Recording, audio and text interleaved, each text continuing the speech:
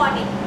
I welcome you all to this session of Youth Parliament and hope that this session will be a fruitful one. The first item in the list of businesses is oath or affirmation. We begin today's session with new members taking oath or affirmation. Secretary General, please. Ms. Mehak, elected from Gwalior constituency of Madhya Pradesh, will now take oath or affirmation. Ms. Mehak ji, please.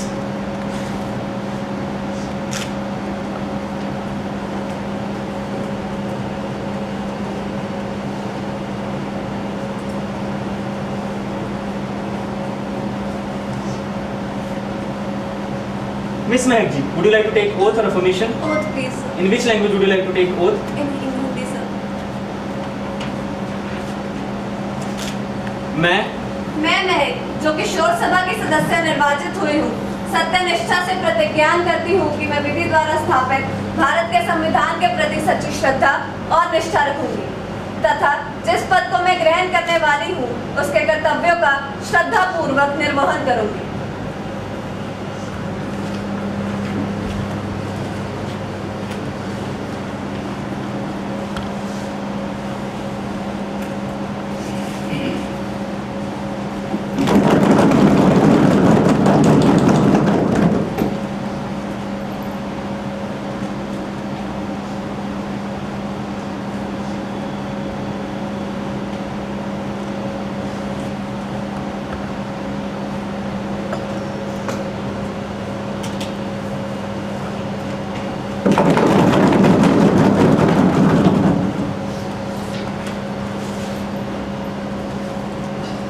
of West Bengal will now take oath or affirmation. Mr. Jagrit ji, please.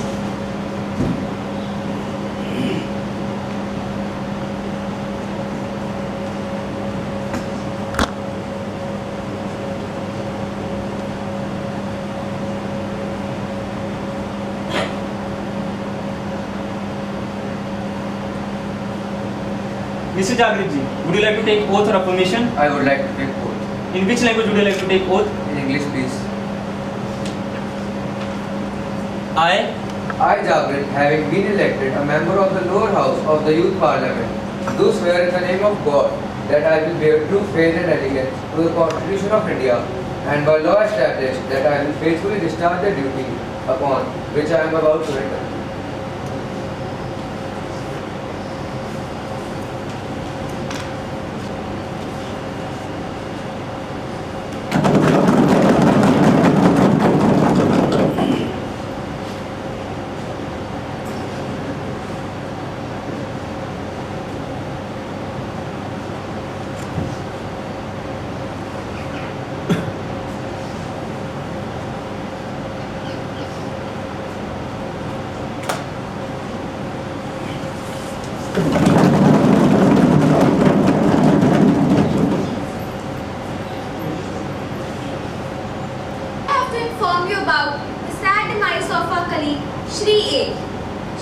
was first elected to 11 Lok Sabha in 1996 and has since been re-elected 5 times from South Bangalore Lok Sabha constituency.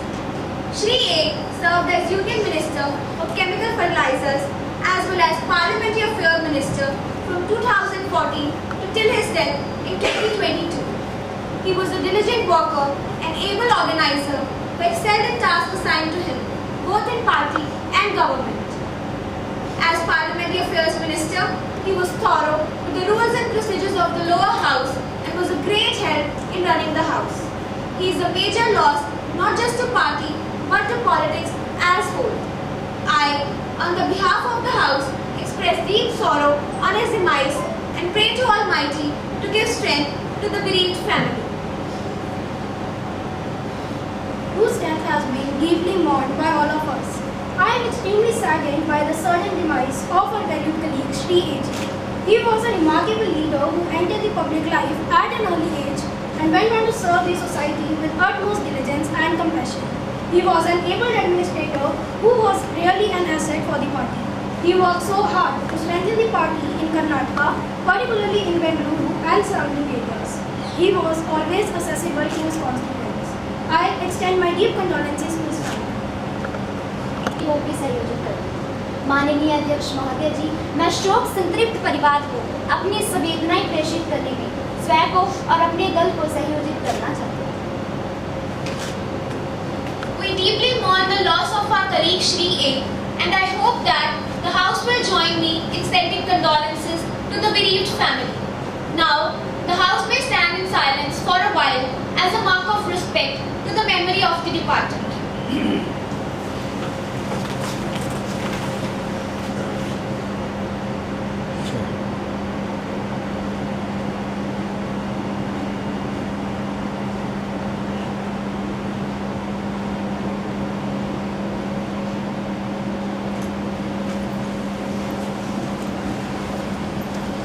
Secretary Journal to convey condolences to the bereaved family.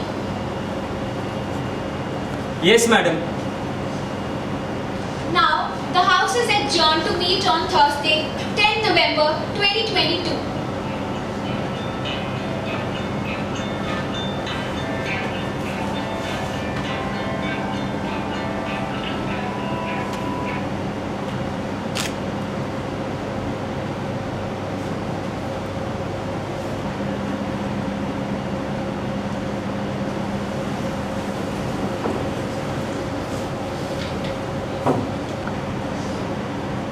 Madam Speaker, I have pleasure in introducing you and through you to the House, my colleagues, the new ministers. Ms. Komalpreet Kaur, Minister of Social Welfare.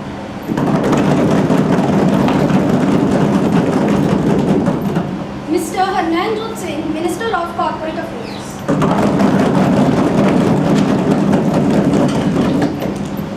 CG. Honorable Madam Speaker, will the Minister of Energy be pleased to state A. Whether the government has assessed the potential of power generation from the tidal waves. B. If so, the outcome of such assessment. C. The estimated cost of power generation from the tidal waves vis-a-vis the conventional methods of thermal and hydroelectric power generation. D. Whether the government has formulated any plan to set up the tidal power station in the Gulf of Kutch. E. If so, whether such plants are to be set up in other places like Bay of Bengal, etc. And F. If so, the details thereof. Honorable Madam, from A to F, the Central Electricity Authority has undertaken studies and investigation to assess the techno-economic feasibility of a tidal power project in the Gulf of Kutch, which envisages an installed capacity of about 900 megawatt. There is no proposal at present to set up the tidal power project at any other location. It is estimated that the cost of tidal power generation project in the Gulf of Kutch will be about 85 paisa per unit. The average cost of generation from conventional hydro to thermal power projects based on projects recently cleared by the CEA are as under hydro 35 to 60 paisa per unit and thermal 50 to 85 paisa per unit. The House shall proceed. Next question, question number 302 by Ms. Damini. Madam Speaker, the country has witnessed a sudden surge in suicide rate of farmers due to indebtedness according to ADSI report that 5,763 farmers committed suicide in 2018, while the another 5,957 killed themselves in 2019.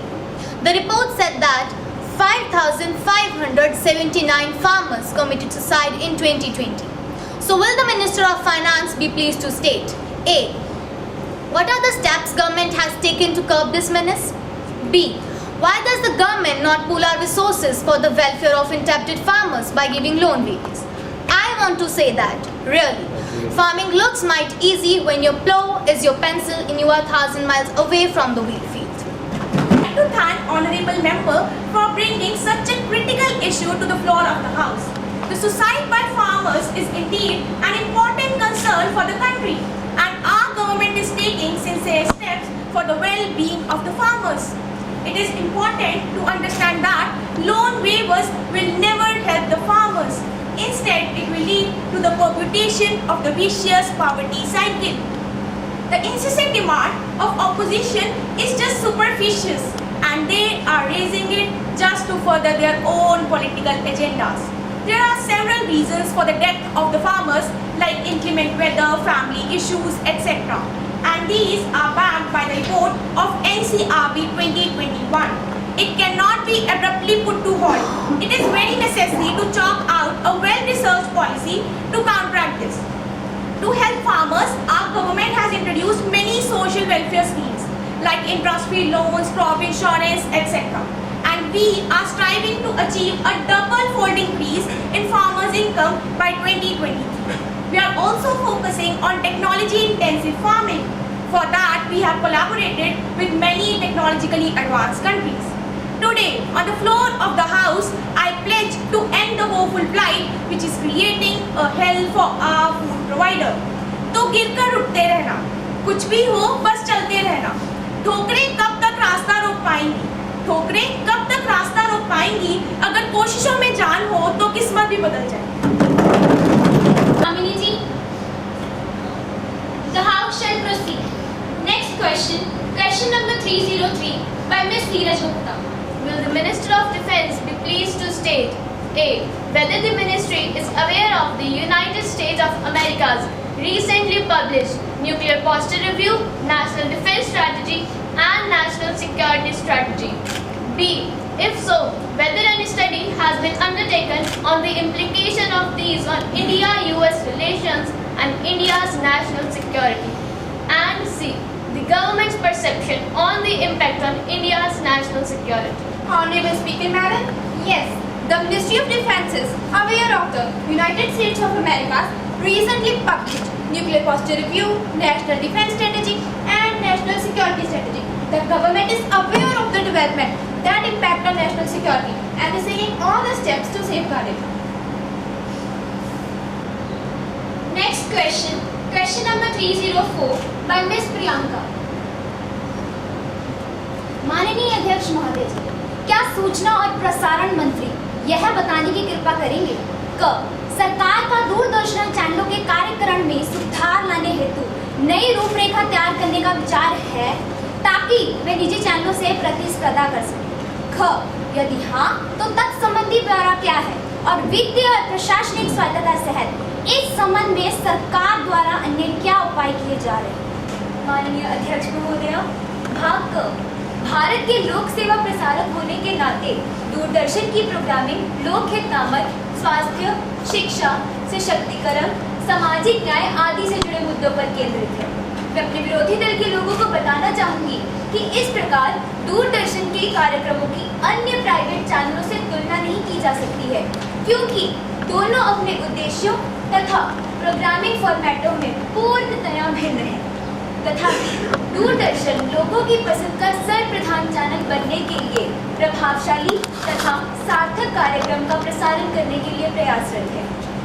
Doordarshan का यह सतत प्रयास रहता है कि वह अपनी अवसंरचना का आधुनिकीकरण करे तथा कार्यक्रमों की गुणवत्ता में सुधार लाए। दूरदर्शन ने दूरदर्शन नेटवर्क में कार्यक्रम की विषय वस्तु तथा सभी राष्ट्रीय और क्षेत्रीय चैनलों के स्वरूप में सुधार लाने की एक व्यापक योजना तैयार की है। माननीय अध्यक्ष महोदय, अत्यधिक आकर्षक व्यवस्था में रात्रिकालीन कार्यक्रम तथा सायकालीन कार्यक्रम तैयार किए गए हैं। फोन इन कार्यक्रम फीडबैक कार्यतंत्र को समेकित करता है। दर्शकों को आकर्षित करने के लिए फिल्म आधारित और अधिक कार्यक्रम तैयार किए गए हैं।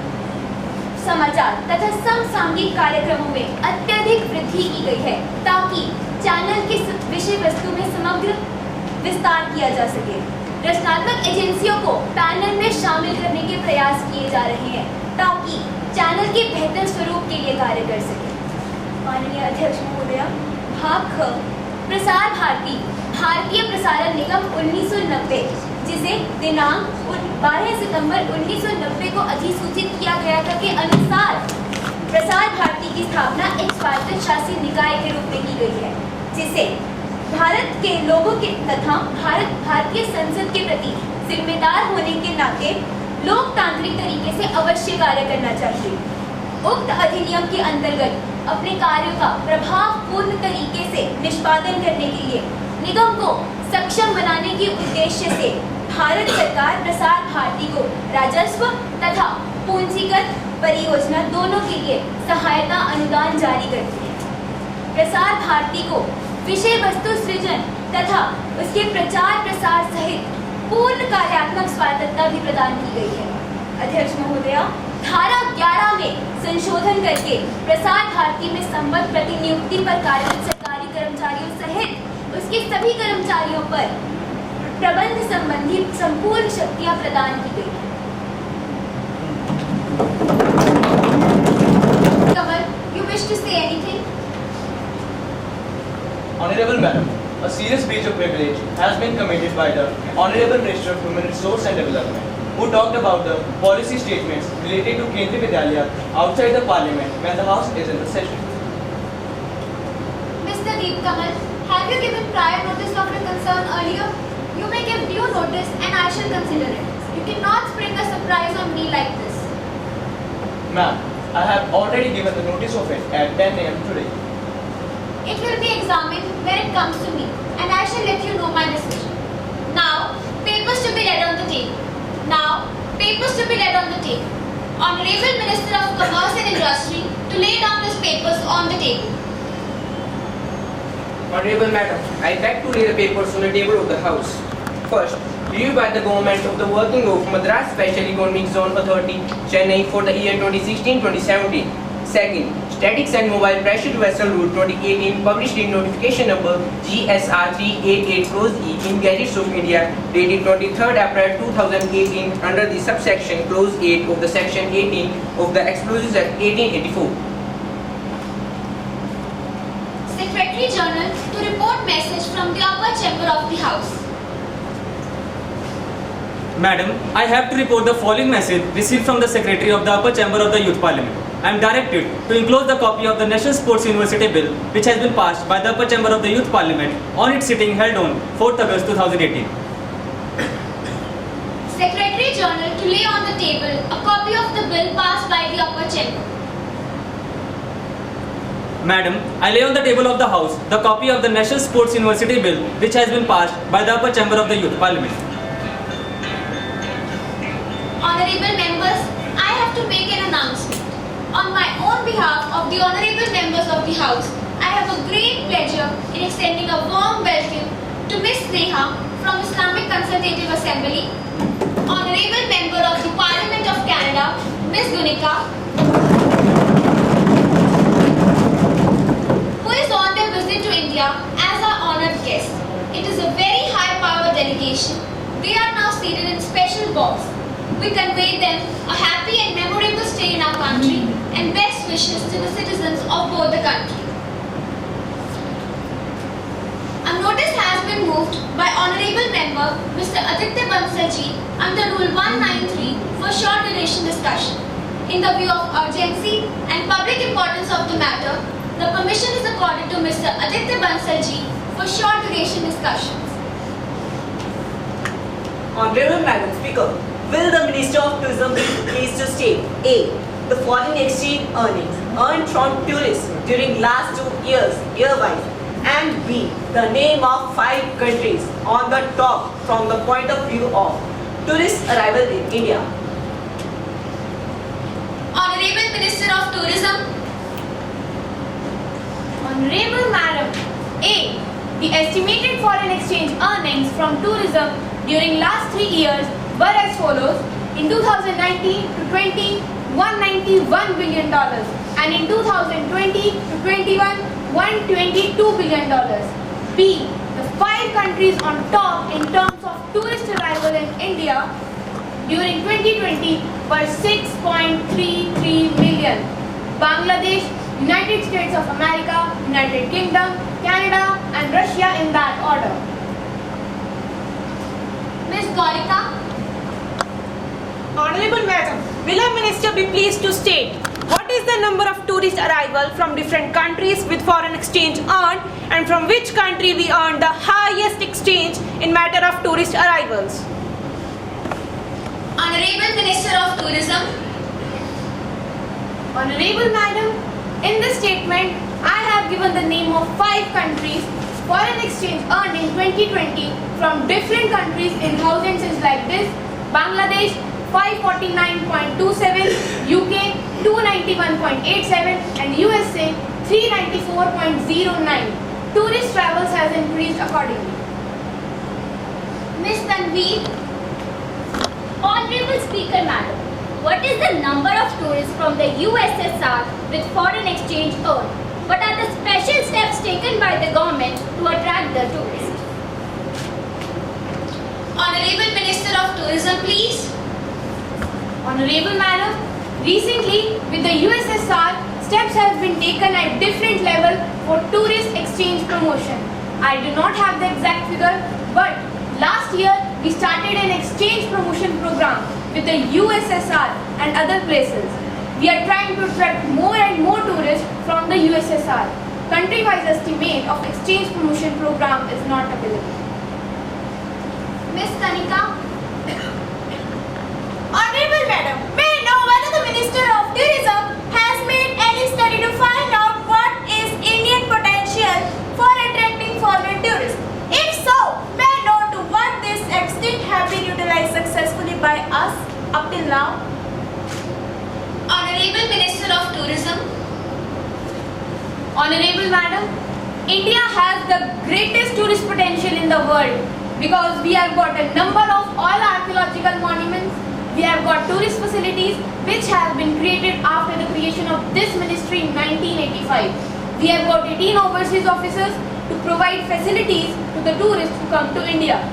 We can compare the foreign exchange earned from tourism with that of handicraft, whereas we are spending rupees 75 for earning rupees 100 from tourism.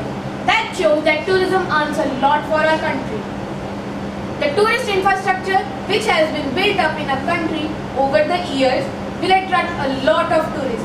We have conducted surveys and studies to see that tourists come to India in large numbers. Now, legislative business of House will be taken up. Honorable Minister of Youth Affairs and Sports, please. Honorable Madam, I beg for a leave to introduce the bill to establish and incorporate National Level Institute of Sports in each state National Institute of Sports Act 2017. The question is, those who are in favor will say aye. Aye. Those who are against will say no. No. I think the ayes have it, the ayes have it, the ayes have it. Leave is granted to Honorable Minister of Youth Affairs and Sports to introduce the bill. Madam, I introduce the bill. Now, the House will take up the Criminal Procedure Identification Act 2022. Honorable Law Minister, please. Respected Ma'am, I beg to move that the Criminal Procedure Identification Act of 2022 be taken into consideration. Honorable Madam, the very purpose of this bill is A. To authorize the taking and preserving of records of measurements of convicts and other persons for the purposes of identification and investigation in criminal matters. B. To provide an opportunity to the accused person to get a fair trial in accordance with natural justice and to make an effort to prevent delay in investigation and trials to ensure a fair justice. Honorable Madam and Honorable Members of the House, I submit that this bill is to authorize for taking measurements of convicts and other persons for purposes of identification and investigation in criminal matters and to preserve records and for matters connected therewith and identical thereto. The very first provision of this bill is that any person who has been A. Convicted of an offence punishable under any law for time being in force, B. Ordered to give security for his good behavior or maintaining peace under Section 117 of Code of Criminal Procedure 1973 for a proceeding under Section 107, Section 108 or Section 109 or Section 1010 of the said code. C. Arrested in connection with any offence punishable under any law for time being in force or detained under the preventive detention law shall, if required, allow his measurements to be taken up by police or prison officer in such a manner as may prescribed by the central or state government. provided that where any person arrested for an offence committed under any law for time being in force, except for an offence committed against a woman or a child, are punishable with imprisonment for a period not less than 7 years, may not be obliged to allow taking of his biological samples under the provisions of this section. Second, subpart 1 states that the National Crime Records Bureau shall, in the interest of prevention, detention, investigation and prosecution of any offence under any law for time being in force, A. Collect the records of measurement from state government or union territory administration. B. Process such records with relevant crime and criminal records. C. Share and disseminate such records with law enforcement agencies in such a manner as may prescribe. Subpart 2. The records of measurement shall be retained in digital or electronic form for a period of 75 years from the date of collection of such measurements, provided that where any person who has not been previously convicted of an offence punishable under any law with imprisonment for any term has had his measurements taken according to provisions of this Act, is released without trial or discharged or acquitted by the court after exhausting all the legal remedies. All the records of measurements so taken shall, unless the court or magistrate, for the reasons to be recorded in writing, otherwise directing, be destroyed from the records. Honorable Madam, the third provision. No suit or any other proceeding shall lie against any person for anything done or intended to be done in a good faith under this Act or any rule made thereunder. Fourth provision. Every rule made by central or state government under this Act shall be laid as soon as may be it is after made before each of the House of Parliament while it is in session for a total period of 30 days, which may comprise one session, two sessions or more successive sessions. And if before the expiry of the session, immediately following the session, overset, both the Houses agree that the rule should not be made, or both the Houses agree in making a modification in the rule, the rule will thereafter have effect only the modified form or will have no effect, as the case may be. So, however, that any such modification or annulment to the rule shall be without prejudice to the validity of anything previously done under that rule. Fifth provision. The Identification of Prisoners Act 1920 is hereby repealed.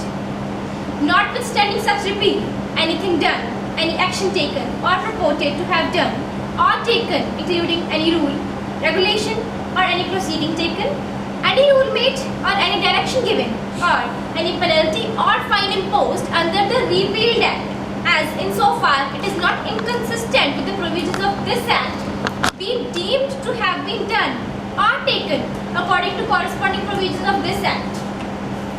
Honorable Madam, I am confident that the honorable members of the House will support this bill wholeheartedly. With these words, I now move that the bill be taken into consideration. The motion is moved. The Criminal Procedure Identification Act 2022 be taken into consideration. Ms. Ambujakshi, what are your views on the bill? Honorable Madam, I will strongly support this bill and appreciate the move of government to bring about reforms in important matters. Madam, research based on evidence with neural networks for development of predictive crime models, finding the data sets used are focused on historical crime data, crime classification, types of theft at different scales of space and time, counting crime and conflict points in urban areas. Among some results, 81 precision is observed using the crime occurrence at a space-time point between 75% and 90% using SLTM. It is also observed that in the field of justice, systems based on intelligent technologies have been incorporated to carry out activities such as legal advice, prediction and decision making, national and international cooperation in the fight against crime, police services, history of incidents in different regions of the city, location of the police force, etc. That is, they make the predictions in urban context of public security and justice. Thus, the ethical considerations and principles related to predictive development based on artificial intelligence are considered, which seek to guarantee aspects such as privacy and impartiality of the algorithms, as well as to avoid the processing of data under biases or distinctions.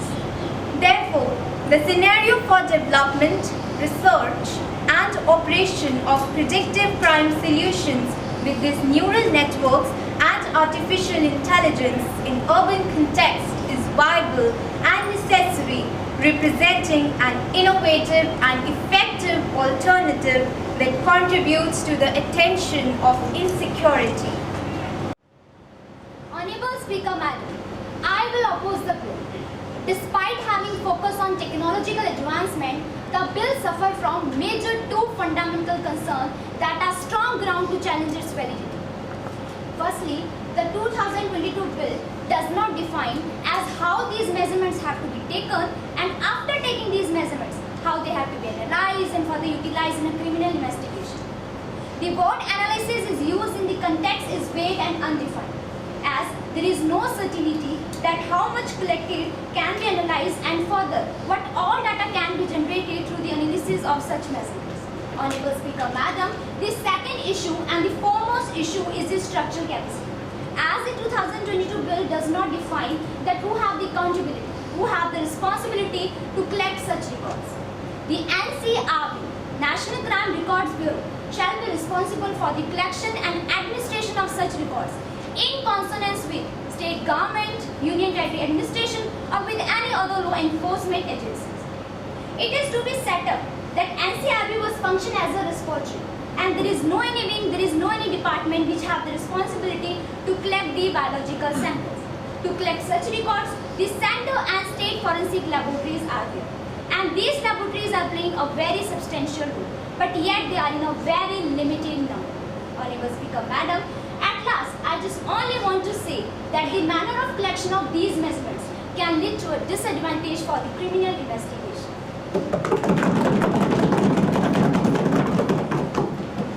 Ms. Dheeraj Gupta, you wish to make any comment on the bill? Honorable Madam, I think that this bill is not comprehensive enough and does not address all the issues involved in this facet. If we want a better conviction rate, then police and judicial reform should be done. So long as law enforcement lets go of real criminals under the influence of power, money or nepotism, only incorrect would be arrested for eyewash and most would get acquitted in time if they survive the custody. That's why I express dissatisfaction with this bill. Mr. Krishna Ganda, what are your remarks on the bill? माननीय अध्यक्ष महोदय, यह bill निजता के अधिकार और समानता दोनों का उल्लंघन कर सकता है। बिल अपराध की जांच के लिए किसी भी व्यक्ति की पहचान योग्य सूचना को जमा करने की अनुमति देता है। बिल के अंतर्गत निर्दिष्ट सूचना व्यक्ति के पर्सनल डेटा का हिस्सा है और इसलिए व्यक्तियों के निजता के अधिकार यानी राइट टू प्राइवेसी के तहत संरक्षित है। सर्वोच्च न्यायालय ने निजता के अधिकार को मौलिक अधिकार के रूप में 2017 में मान्यता दी थी। अदालत ने कई ऐसे सिद्धांत निर्धारित किए हैं जो इस अधिकार को प्रतिबंधित करने वाले किसी भी कानून को नियंत्रित करते हैं। इनमें सार्वजनिक उद्देश्य, इस उद्देश्य का एक तर्क संगत गठजोड़ और इस उद्देश्य को प्राप्त करने के लिए सबसे कम दखल देने वाला तरीका शामिल है। यानी इस उद्देश्य के लिए निजता कानून जरूरी होना चाहिए और उसके अनुपात में भी बिल कई मापदंडों पर इस परीक्षण में असफल होता है। यह अनुच्छेद 14 के अंतर्गत इस बात पर भी खरा नहीं उतरता कि कानून को निष्पक्ष और तर्क संगत होना चाहिए और कानून के अंतर्गत सभी समान है। पुराने कानून में फिंगरप्रिंट, फोटोग्राफ वगैरह की इजाजत पहले से है, यहाँ तक कि अपराधी आरोपी के नार्को टेस्ट की भी इजाजत है। तो फिर मंत्री जी को नए कानूनों की जरूरत क्यों पड़ गई? क्या अपराध इतने बढ़ गए हैं? यह बिल आने से राइट टू प्राइवेसी और मूल अधिकारों का भी हनन होगा।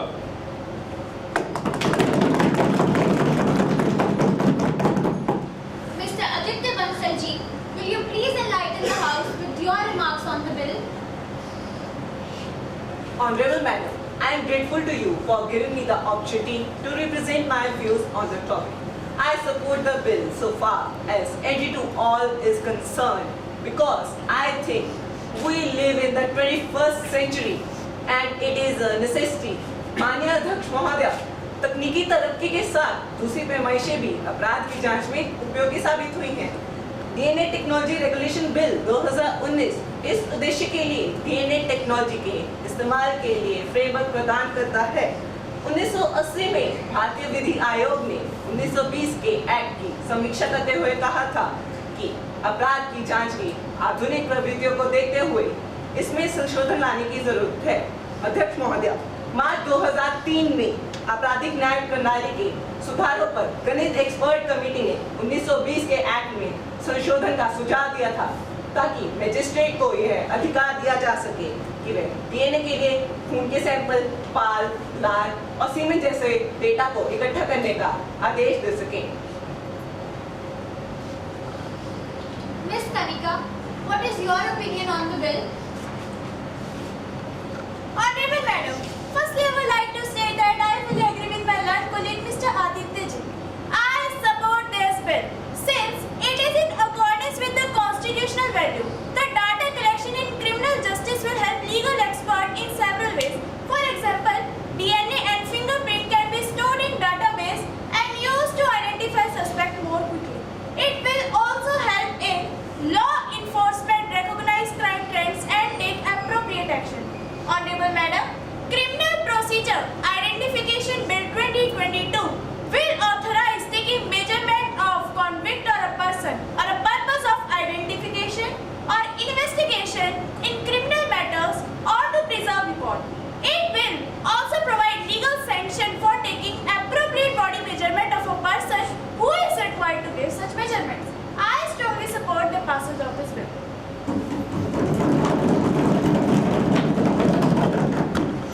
Honorable Prime Minister, will you please enlighten the House with your remarks on the bill?